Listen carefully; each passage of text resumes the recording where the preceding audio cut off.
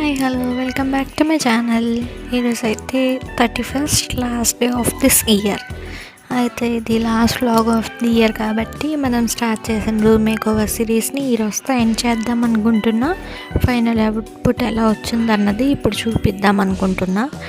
First అయితే చిన్న room కాబట్టి వెరీ మినిమల్ థింగ్స్ని ఉంచి ఈ రూమ్ని అయితే వీడియోస్ కోసమే క్రియేట్ చేసుకుంటున్నా.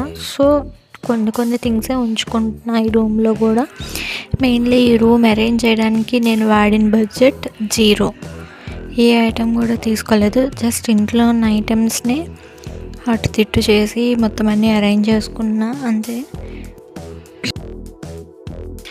కొన్ని డేస్ అయ్యాక అయితే బడ్జెట్ వేసుకొని ఇంకొన్ని ప్రోడక్ట్స్ కొని ఇంకా బాగా ఎన్హాన్స్ చేద్దాం అనుకుంటున్నా. ఈ రూమ్కి మెయిన్ అట్రాక్షన్గా ఉండడానికి అనేసి నా పిక్స్తో ఇలాగా హార్ట్ షేప్ చేశాను అనమాట.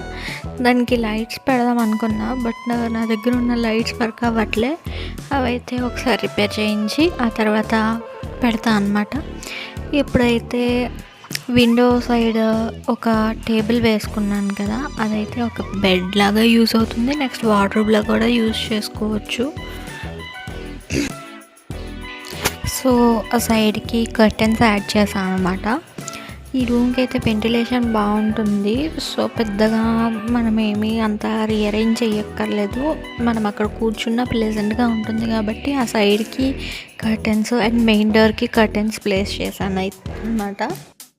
అండ్ ఇక్కడికి వచ్చేసరికి ఆ టేబుల్ మీద పెట్టిన టెడ్డీ బేర్స్ అవన్నీ నా బర్త్డేకి అండ్ నెక్స్ట్ నేను కొనుక్కున్న కొన్ని గిఫ్ట్స్ అనమాట.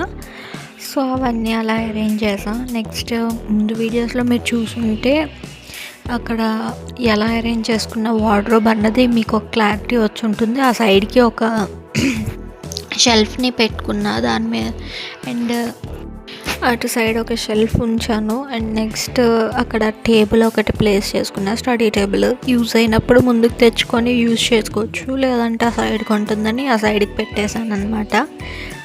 ఇటు ఆపోజిట్లోకి వచ్చేసరికి నేనైతే అటువైపు బెడ్ని ప్లేస్ చేసుకున్నా. బేసికల్గా ఆ రూమ్లో ఎవరం పడుకోము.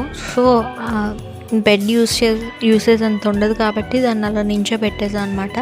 అండ్ ఓపెన్ ర్యాక్లో ఏవైతే డైలీ యూజ్ చేసుకునే మేకప్ ప్రోడక్ట్స్, కొన్ని ఐటమ్స్ ఏవైతే విజిబుల్గా ఉండాలో అవి మాత్రమే అక్కడ ఉంచాను అనమాట. సో మనకి క్లియర్గా కనిపిస్తుంది అండ్ మనం ఈజీగా తీసుకోవచ్చు, అవైలబుల్గా ఉంటుంది కదా. సో అలా పెట్టుకున్నా అనమాట. అండ్ సమ్ స్టేషనరీ కూడా కిందన పెట్టుకున్నా. అండ్ అటు సైడ్ ఉన్న కబోర్డ్లో కొన్ని డ్రెస్సెస్ పెట్టా. మీరు ముందు చూసుంటే అందులో ఏమేమి పెట్టానో కూడా మీకు క్లారిటీ వస్తుంది.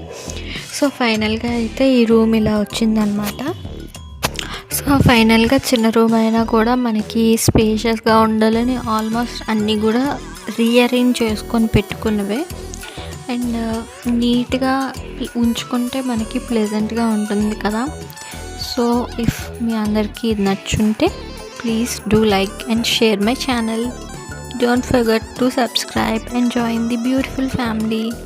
I will see you in my next vlog. Bye. Advance happy new year everyone. Video record చేస్తున్నప్పుడు వాయిస్ సరిగ్గా రాలేదు, సో అందుకే వాయిస్ ఓవర్లో చెప్తున్నా.